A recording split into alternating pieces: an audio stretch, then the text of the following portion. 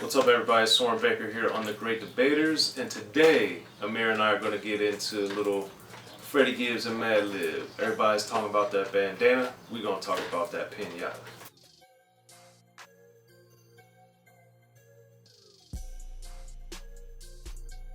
What's up, everybody? It's Soren Baker back on The Great Debaters. Amir and I are here to take it back a little bit with Freddie Gibbs and Madlib. But before we get into it, man, make sure you guys like, subscribe, share. You know, just talk about us, man. Get us out there, man, so we can keep bringing you all these great videos. But Amir and I have decided on the the backs of the Bandana album that Madlib and Freddie Gibbs just put out, that we take it back and do what we do and look at Pinata and name, in our opinion, the 3 best songs on the album and break them down a little bit each. So, Amir, this album came out in 2014. Madlib and Freddie Gibbs at the time had both had, you know, sustained careers, but this was a very anticipated release and a album that a lot of people were very excited about. So when you were first getting into Pinata, what did you like about it? A lot. Okay. It was, I think Freddie Gibbs' approach over Madlib production is something that I was very, I was anticipating to hear, and I was very stoked to hear, especially with the release of the EPs. As you can see behind me, we got, the Thug and EP, Shame, and Deeper, and those are all just great songs. And they had little instrumentals as well on B-sides and other little cuts, and it was definitely a great way to anticipate the release. And these EPs came out a couple of years before Pinata dropped, so it was kind of a long time coming. And yeah, man, I think especially, and a long time coming for Bandana as well, just came out a couple weeks ago. So Pinata was definitely, from track 1 to the end, was a very solid release. So it's going to be kind of tough to pick the top 3, but I think I narrowed it down for me at least. Well, get going, man. So, what's your first one? For one that I'm going to choose Shitsville. Okay. It's a very, very ominous, sped up, produced beat. It's pretty quick compared to other beats on the album. I really like how Freddie just starts off talking about his beat up ride, how he has to drop off dope to the geekers and tweakers, and then he goes back to his That's place. What a dope man does. Yep, he goes back to his place, takes condoms from his dad's box, and he hopes his mom doesn't find out he's selling dope, but her brother's doing dope and just all these things, and he's basically saying, I was just knee deep in the shit, so welcome to Shitsville. But he's basically also saying, don't judge me, because if I cut you, then you bleed, you're just like me, you cheat on your baby mama, you're just like me, blah, blah, whatever. So I thought it was just very interesting how he says it, and one of my favorite lines from the song comes in the second verse, where he says, crack is black America's cup of coffee. That's how we get it started in the morning. So I thought that was just pretty crazy, and very eye-opening at the same time, but just Freddie Gibbs, and I really like the sped-up flow. It takes a few listens for me to really just even get what he's saying, because I love the beat so much, and that chorus is hard. One thing I do love, and this is also Gibbs's amazing production attention to detail, or Madlib's attention to detail, is at the last part on the bridge, or the last part of the chorus, where he says, you're just like me. He kind of puts a distorted vocal on Freddie Gibbs' voice. Right. So it kind of makes it seem like, not the devil, but it just makes it even darker. So I think Madlib and Gibbs just hit that one right out the park. So that's one of my top 3. Well, that's probably my number 4 on the album, and I was debating on whether or not to include that, so I'm glad at least you brought it up, because I do think sonically it's much more ominous than the rest of the album, and I'm typically drawn to that type of work. So it was tough to not include that, but I'm going to go with Bomb as one of my favorites. Oh, wow. Okay. Because I really liked how I was, I didn't read the credits or anything for this album before I listened to it, so I was surprised to hear Raekwon on it, and I didn't know he was on it. So that was really cool to hear.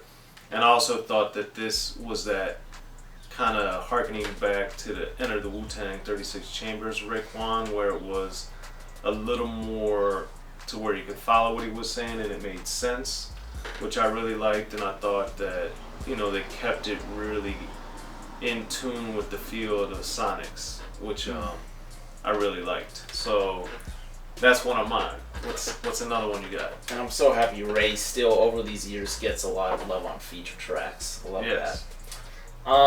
Another one for me, Deeper. Okay. Deeper, man. It's another one that I think that and Shitsville both have violin samples in them, if I recall, or some string or some. That's just so great, bro. I love that beat. I love how Freddie is talking about, you know, this girl who they were with when they were kids and whatever, and then he feels like she did him wrong, but at the same time, did she just grow up or is he immature, you know, and when he did his bid and he was getting with other girls on the road, and I just thought, you know, it's a dope story you hear from a lot of rappers, but I just love Gibbs' take on it. And then, you know, she went and going out with an astronaut, and I just always thought that line was pretty funny. And then at the end, you kind of hear a twist, which reminds me a little bit of Ice Cube and You Can't Fade Me, where he's like, wait, the baby ain't his, whose is it? You know, stuff like that. Or right. It's just, it's funny. And just the execution on it was great. That beat, especially for me, I think Madlib, that is just stellar beat production. It's a great one. And that's the thing I think about Pinata is that I don't think there are any bad songs on the album at all. I think it's just so solid from top to bottom. And another song that I think is another one of the top 3 is Lakers. Oh, okay. I really like that song, and I think it, in a way, it reminds me of California by Above the Law from Uncle Sam's Curse, in the sense that Ab Soul's taking the native perspective and Freddie Gibbs is taking the out-of-towner perspective. And that's kind of what Above the Law did with California, where they showed the two sides of California with the beat change, and they're talking about the different, you know, it looks one way here, but then it's another reality and it looks a different way here, depending on where you are in California. And it kind of reminded me of that, and I really liked Gibbs paying homage and explaining why he moved out here and why it's such a great place and why he loves it. And then Ab-Soul just doing what Californians do and speak about the greatness of the Golden State. Yeah. So I love that song, man. I think it's great. I just think it's awesome. No. And I think it's very clever, too, how he names it Lakers. And then right after that, he has a song called Knicks. Right. Or before that was a song called Knicks, whatever it was. And then he makes a play on the words, so got us all the nickel bags. And it's just like a lot of creativity goes into these track names and the track execution. And both goes to Gibbs and Madlib, because, you know, they're both bouncing ideas off each other. So third for me is going to be Shame. Man, that production is just and it comes down to it, man. It's just like this production is just so great, and it's kind of like at the end, I think Gibbs does such a good job of executing over Madlib's production that for me it's that's why it's so hard to choose which song is my favorite or my favorites. But Shame is just, you know, another one where he's playing the pimp role here. This girl, he's basically his bottom chick.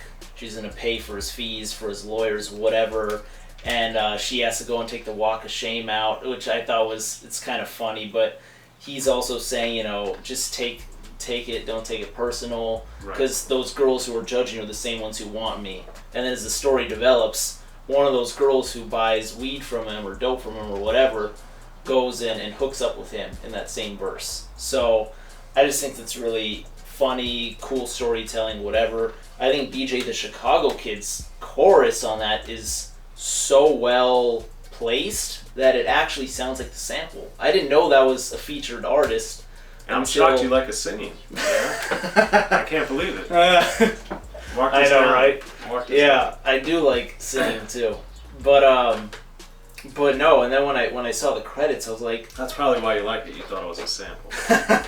Then you realized, oh man, I can't just change my opinion now. So basically, I was just shocked when I found out that it was an actual featured artist. And BJ the Chicago Kid as well, and a lot of features that I've noticed at least. So that was just excellent, man. That's a key cut right there for me too. All right. Well, to wrap it up, my third favorite song, or one of my top three, is the title track, and it's the last song on the album. And I thought it was intriguing that, you know, Lakers and Pinata, they're in the second half of the album, and Pinata being the last song. It's unusual that it's not so often that such great songs are at the ends of albums, especially when they're super long. They usually start tapering off a bit, usually, not always. But I just I really liked the beat on there and how everybody flowed on it, and the fact that there's so many different tones and textures to the voices from all the different guests on there, and that it's a long song. And at this point, you know, so much of rap in circa 2014, there wasn't, I think we were getting away from the emphasis on lyricism per se. Of course, it's alive and well in many fields and with many different artists at this time, and still is today. But I also thought that this was a great example of showing different types of way that people approached lyricism and how it worked for them, and, you know, just the different voices on it, I just thought was great. Yeah. And it's a long song too. It wasn't like everybody was just, it's more than 5 minutes of the rapping part, and then they got the 3+ minutes of all the little skits and other stuff that go on afterwards. But I didn't get the sense, like sometimes with some of these posse cuts, you get the sense that it's like, oh, we gotta rap our eight lines or our 12 lines and we gotta be out. Whereas this one, I just think they just rapped. It sounds like they just rapped, and when they were done, regardless of how long it was. And I appreciated that too, because it sounded more natural that way. Whereas I think a lot of times, especially when it's multiple artists like this, it just seems manufactured and disingenuous in a lot of ways. So I liked it. So anyway, those are my 3 picks. You guys got Amir's 3 picks, but what are your guys' favorite 3 songs from Pinata by Freddie Gibbs Madlib? Hit us up in the comment section. Somebody will be sure to hit you back, and be sure to like, subscribe, and share to the great debaters, both on Rappin And Snackin and on Unique Access. And get your Unique Access shirt at bigherc.com. Go hook it up, man. I'm Soren Baker. Amir Rahimi. We'll catch y'all next time.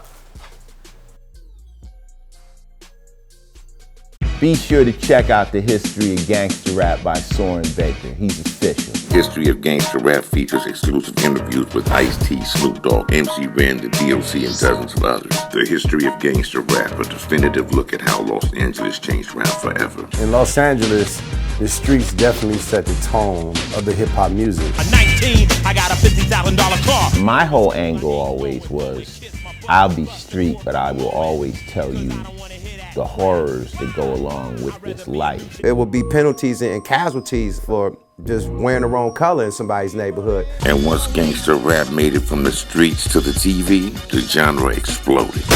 What's that 5 on your MTV Back with NWA? Yo MTV, it just catapulted us from being local heroes to national gangbang rappers. The History of Gangster Rap discusses it all from 1980 up till today. It's always gonna be shit happening in the streets. You know what I mean? So it's always gonna be something to talk about. The History of Gangster Rap in stores now.